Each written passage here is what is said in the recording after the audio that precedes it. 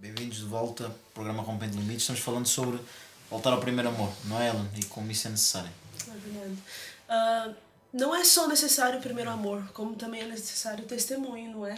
Hoje a gente já não vê os testemunhos, eu digo, não aparências, não é? Mas verdadeiramente os testemunhos. As pessoas hoje já não têm, digamos, o direito de falar certas coisas porque não têm a vida correta diante de Deus, já não têm o amor. E grande falha do primeiro amor é que os pastores já não, líderes e pastores, não têm o primeiro amor. Outras pessoas perdem o primeiro amor por causa disso. E hoje a gente não vê a diferença entre a igreja e o mundo. Isso é tão grave, não é? Como estávamos conversando, o mundo foi demasiado dentro da igreja. Bastante. E tirar o mundo da igreja agora, como é que faz? É complicado, é Babilónia, não é? Que tomou conta da igreja, do pensamento da igreja. Sabes que eu me apercebo até que nas redes sociais vê-se muito a falta de testemunho daquilo que é Deus, aquilo que nós devemos representar como filhos de Deus. Eu por acaso estive a fazer assim uma autoanálise à minha página.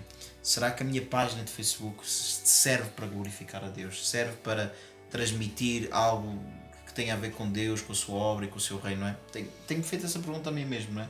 Porque eu creio que tudo aquilo que nós fazemos nesta vida e mais as redes sociais, porque é algo que nós transmitimos para fora, é para o exterior, tem que servir para glorificar a Deus, tem que servir para nós, de alguma forma, transmitirmos o amor de Jesus.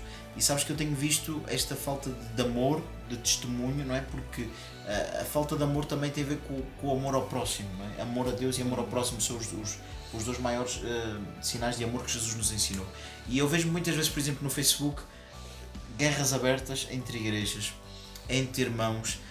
Não se falam diretamente os nomes, mas dão-se piadas que qualquer pessoa, ainda que não esteja por dentro da situação, consegue-se aperceber. E acho que isto até para uma pessoa do mundo que passa no Facebook e vê as igrejas a guerrear umas com as outras, sabes que há uma frase que o meu pai me diz sempre todos os dias, não é? E ele tem alguma certa razão. Ele diz assim: se eu soubesse o que era as igrejas quando eu me converti, ele converteu-se em 84. Se eu soubesse o que eram as igrejas quando eu me converti, o que eram as igrejas como eu sei o que elas são hoje, eu não me tinha convertido, eu não tinha entrado na igreja. Ele disse: não tem nada a ver com Jesus, não tem nada a ver com Deus, porque as pessoas aí relacionam-se: você não quer saber de Jesus, não quer nada com Deus. Não, uma coisa é Jesus, muitas pessoas dizem: eu quero Jesus, mas não quero a igreja. E isso é o problema. Ele diz-me sempre para mim: se eu soubesse o que eram hoje os interiores de igrejas, de líderes, de guerrinhas, de ver, por exemplo, que às vezes nós pensávamos discussões ou então brigas ou sei lá, ou má vontade para uns com os outros, isso só existe no mundo. Dentro da igreja não existem essas coisas, dentro da igreja é só paz e amor. Eu vejo uma coisa, ela, dentro da igreja existe mais falta de amor que no mundo, dentro da igreja existe mais falta de lealdade que no mundo, dentro da igreja existe princípios piores, atitudes mais graves do que pessoas que estão no mundo, porque ainda há pessoas no mundo que têm uma atitude errada e pode desculpar: ele é do mundo, estava alcoolizado, ou estava sob o efeito de drogas. E quem está na igreja? Qual é a droga que está-nos a afetar, por assim dizer? Qual é o álcool que nos está a afetar de medida que nós podemos prejudicar um irmão, prejudicar uma pessoa, não ser leal, não proteger a pessoa quando precisa ser protegida, não levantar a pessoa quando está ferida? O que é que está a passar connosco? E também a diferença do mundo é que eles até são mais sinceros do que... É isso, né? São mais sinceros do que as pessoas que estão na igreja. Quer dizer, eu fiz isso, peço desculpa. A pessoa da igreja faz isso, tenta esconder, tá podre, tapa, não é? Tá podre por dentro e ainda tem que contaminar outros irmãos. Contaminar outros irmãos. E as pessoas utilizam hoje os meios sociais para lavar roupa suja, não é? Roupa suja a gente lava em casa, a gente lava offline. Ninguém precisa saber daquilo que está acontecendo dentro da minha casa. Ninguém precisa saber que minha mãe brigou comigo, ou que meu irmão tá chateado comigo. Essas coisas a gente resolve em casa, resolve em privado. Ninguém precisa saber. E depois dá liberdade das pessoas ficar falando da vida e ainda acha ruim. É isso que acontece. Dá essa liberdade. A gente pode usar os meios sociais de uma forma tão poderosa para trazer vidas, para levar a mensagem de Deus, e muitas vezes é utilizado para isso, não é? Igrejas atacam a igreja de forma... Dá para se perceber, né? Sabe quem são as igrejas, quem são os líderes, quem são os pastores. Sexta e sábado, foto de balada. Domingo é um versículo. Não sei se já repararam. Sim, sim. Domingo, o que mais tem é versículo bíblico. Eu já vi até uma coisa interessante. Eu já vi, por exemplo, mulheres colocarem fotos assim, por exemplo, com uma roupa ou quase a ver-se a parte interior, a lingerie quase toda, e põe um versículo bíblico, não é? O Senhor é meu pastor e nada me faltará. E eu pergunto assim, o que é que tem a ver o Senhor é meu pastor, nada me faltará, com aquela fotita assim... Com o bico de pato. O Senhor é meu pastor Duckface. e nada me faltará. Acho que tem que haver sempre um bom senso, um bom equilíbrio. E Paulo disse uma coisa interessante, não o Paulo nosso amigo, mas Paulo o apóstolo. Disse que se eu comer, o facto de eu comer carne escandalizar o meu irmão, então eu não vou comer carne. Antes de nós fazermos qualquer coisa, nós temos que pensar, será que eu vou escandalizar alguém? Sei que é difícil. Eu falo a começar pela minha pessoa, não é? Porque às vezes nós fazemos assim atos assim impensáveis, que não é para magoar alguém, não é para ferir ninguém, a sensibilidade de alguém, mas é que às vezes a verdade às vezes podemos chocar um pouquinho, não é? Mas Paulo disse assim, se o facto de eu comer carne vai escandalizar o meu irmão, eu não vou comer carne, porque eu quero ganhar o meu irmão. Paulo disse assim, eu fiz-me judeu para ganhar os judeus, fiz-me escravo para ganhar os escravos, fiz-me grego para ganhar os gregos. Então nós temos, nas redes sociais, temos que fazer isto. Não é aquela frase, tentar agradar a todos, que isso nem Jesus conseguiu, não é? Mas de uma forma equilibrada, não é? Equilibrada, tentarmos abranger todo tipo de pessoas. É isso que nós estamos fazendo, por exemplo, no programa Rompendo Limites. Há pessoas que gostam mais de um vídeo com uma mensagem, o pastor falando uma pregação. Há pessoas que gostam mais de uma conversa assim como nós estamos tendo hoje em dia. Então nós temos que equilibrar. A gente tem que se adaptar da forma onde nós vivemos com certeza. Para levar as pessoas. E depois acontece muito no Facebook, até é o ódio gratuito das pessoas. Que às vezes são coisas que não tem nada a ver, mas as pessoas ficam online para discutir com alguém. Hoje não vou discutir com quem, vou ficar online, vou ver aqui minha lista de amigos.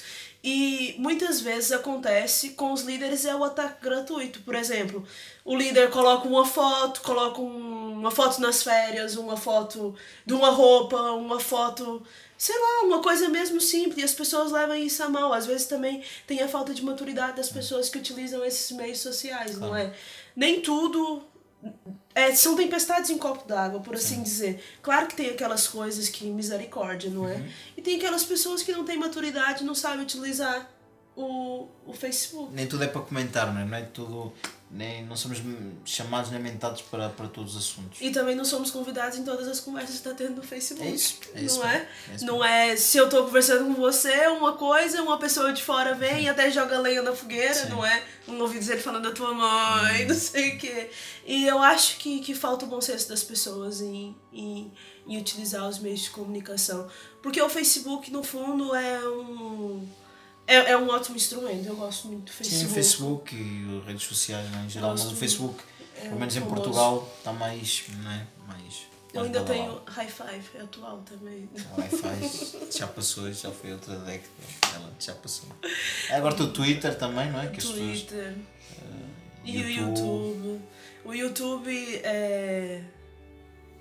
é um bom meio de comunicação, mas as pessoas também abusam um bocadinho da forma como utiliza o YouTube, as postagens e não sei o quê. E eu acho que se nós vamos levar um bom testemunho, era aquilo que tu disseste. Nós temos que ter noção daquilo que nós publicamos no nosso mural, porque muita gente vê e depois acaba por perder a credibilidade daquilo que nós falamos, não é? Nós como cristãos, como filhos de Deus, Jesus deixou-nos uma responsabilidade forte nos nossos somos. Vocês são a luz e vocês são o sal. Então nós não nos podemos comportar como pessoas quaisquer, não é? Podemos ser livres, podemos ter sempre quem nós somos, não é? Não temos de estar a viver a vida como se estivéssemos sempre a representar uma peça de teatro. Não é isso que Deus quer. Deus quer que a gente sejamos livres, espontâneos, sejamos nós mesmos, mas que nós possamos também ter sempre o cuidado que nós somos representantes de Deus. Não é só o pastor, o líder, não. Todos os filhos de Deus são embaixadores de Cristo Jesus nesta terra, são sal, são luz, e nós temos de ter cuidado em tudo aquilo que nós fazemos nas redes sociais e naquilo que nós estamos a falar agora. Temos de ter cuidado se aquilo que nós estamos fazendo está glorificando a Deus, se nós estamos aquilo fazendo, se está ferindo alguém, se vai magoar alguém, se vai ferir alguém. Claro que há pessoas que se magoam por qualquer coisa, não é? Mas isso nós nunca podemos evitar, mas tentar de uma forma equilibrada, de uma forma sensata, utilizar as redes sociais para trazer glorificação para o nome de Deus. Por exemplo, se eu sei que aquilo que eu vou escrever vai magoar o meu irmão, eu não vou escrever. Se eu sei que há uma imagem que eu vou colocar que vai chocar alguém, eu não vou colocar essa imagem. A não ser que realmente eu coloque com esse propósito. Porque há pessoas que fazem isso. Eu vejo, por exemplo, pastores, líderes de igrejas que colocam fotos em específico para escandalizar alguém ou para magoar alguém. Colocam frases específicas apontados para pessoas que só falta terem endossado o nome da pessoa. Não colocam o nome da pessoa, mas a gente já sabe, olha, pimba, esta é para ti, não é? Tem aquelas pessoas, eu mando indireta mesmo. Se você tem alguma coisa para tratar com o seu irmão, trata diretamente. Com certeza. E às vezes até acontece, por exemplo, às vezes minha mãe acha que isso é loucura. Eu digo que as mensagens têm um tom, não é? Eu percebo como é que é o estado de espírito da pessoa através da mensagem que ela me manda. Mas também pode acontecer que a pessoa interpreta a mensagem através do estado de espírito dela. E muitas vezes não é aquilo que eu queria dizer, entende? E também temos que ter cuidado com isso. Se temos algum problema, vamos resolver pessoalmente, não é? Se temos alguma diferença, vamos resolver pessoalmente. E não sei se tens notado também, ultimamente os líderes, outras pessoas têm utilizado o Facebook literalmente para esfregar certas coisas na cara de outras. Por exemplo, olha pra mim, eu tô com não sei quem, olha pra mim, minha igreja é assim. E na verdade não é. Na verdade não acontece. Hoje tem uma febre nos ministérios que é jogador de futebol. Nada contra o jogador de futebol. Nada contra. É bom parece que há eles uma vão na igreja. rivalidade, não é? Há uma rivalidade entre isso. Olha pra mim, eu tô com a camiseta de não sei quem. Olha pra mim, olha... Meu, eu tenho um amigo que joga... Ele não vai na igreja porque os pastores tratam ele com diferença. Claro. E ele não gosta disso. Claro. E ele Eu não conheço vai na muitos que são igreja. assim.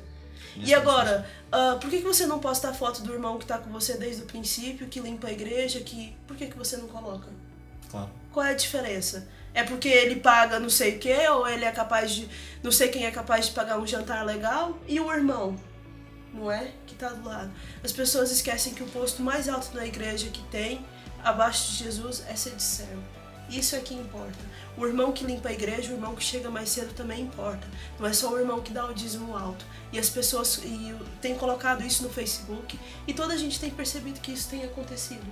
Infelizmente, isso é super saber triste. Assim, distinguir, não é? As pessoas, fazer, esta é uma pessoa e essa é outra. Estás falando de jogadores de futebol, eu por exemplo, conversei com alguns e tenho amizade com alguns, porque eu creio que a relação, por exemplo, de jogador de futebol ou qualquer pessoa que tem um cargo assim de famoso, acho que é uma relação mais pessoal de amizade do que ser membro de uma igreja, não é? Há jogadores de futebol que são membros de uma igreja, podem ser sim, mas é mais uma relação pessoal com o pastor, com o líder, gostam dele, gostam de ouvir palavra, orar, abençoar e tal. Mas muitos deles me disseram que o fator que os afasta muitas vezes mais das igrejas é entrarem na igreja e tratarem eles como fossem pessoas VIP, pessoas especiais. E eles gostam de ir à igreja e sentirem-se que são pessoas comuns, como qualquer irmão que está lá, que veio para louvar a Deus, que veio para receber Deus, que veio para receber a presença de Deus. Mas às vezes é muito difícil em geral. Mas eu entendo que são pessoas de influência que podem chegar em lugares que se calhar não chegaria se não tivesse, não é? Sim. Mas eu acho que não podemos fazer acepção de pessoas não, por tratamento causa disso. Não pode. Eu acho que não pode mudar. Chegou o jogador. Tudo bem, senta aí. Fica à vontade. Se quiser água, tem ali. Se quiser ir na casa de banho, é ali. Mas fica aí de boa. Não é? Não é, também vou diminuir, vou rebaixar, não. É tratar de maneira igual todas as pessoas. Eu lembro-me de há pouco tempo atrás, há coisa de 2 meses, eu e a minha esposa estávamos a sair de fazer uma célula na casa de um jogador de futebol, estavam 3 deles, estávamos a fazer lá a célula. E quando estávamos a voltar para casa já estava esgotado, o dia tinha sido muito puxado para mim e para a minha esposa. Mas lembro quando estava a chegar a casa que recebi uma chamada de uma senhora que mora num bairro social, que tinha a sua filha acamada, que tinha uma doença, e pediam para eu ir lá no bairro social para eu ir orar pela filha. E eu pensei, eu vou dizer que não, eu vou para casa. E aí Deus falou no meu coração, e se fosse um jogador de futebol? E quando Deus me perguntou aquilo, eu fiquei assim, eu sei o que Deus me quer dizer, não faças acepção de pessoas. Eu disse, amém Senhor, eu vou. E fui lá, orei por ela, ela foi abençoada e graças a Deus. Temos que caminhar em amor, viver em amor para com Deus e para com o próximo também.